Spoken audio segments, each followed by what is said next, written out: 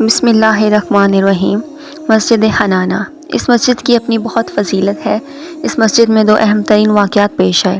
پہلا، جیسا کہ ہر کوئی جانتا ہے کہ مولا علی کی شہادت ابن ملجم نے جب 19 رمضان مولا کائنات کو مسجد کوفہ میں فجر کے وقت حالت سجدہ میں پیچھے سے تلوار مار کر بہت گہرا زخم کر دیا تھا، جس کی وجہ سے مولا کائنات کی 21 رمضان کو شہادت ہو گئی۔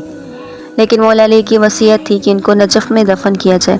نجف اور کوفہ کے بیچ میں لگ بھگ 7 سے 8 کلومیٹر کا فاصلہ ہے۔ جب امام حسن اور امام حسین علیہ السلام مولا علی کے جنازے کو کوفہ سے نجف کی طرف لے کے جا رہے تھے تو راستے میں یہ مسجد آتی ہے جس کا نام ہے مسجد حنانہ۔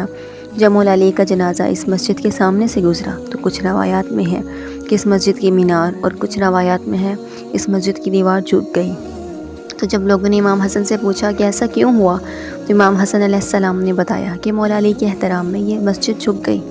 اور دوسرا واقعہ اس مسجد میں تب پیش آیا جب فوجی یزید شہدائے کربلا کے سروں کو اور اہل حرم کو کربلا سے کوفہ لے کے جا رہے تھے، تو اسی مسجد میں زری بنی ہوئی ہے۔ اسی زری میں وہ مقام ہے کہ جہاں امام حسین اور شہداء کے سروں کو رکھا گیا تھا، اور اسی زری کے اندر روایات میں موجود ہے کہ امام حسین علیہ السلام کے سر کا گوشت یعنی رگیں بھی دفن ہیں۔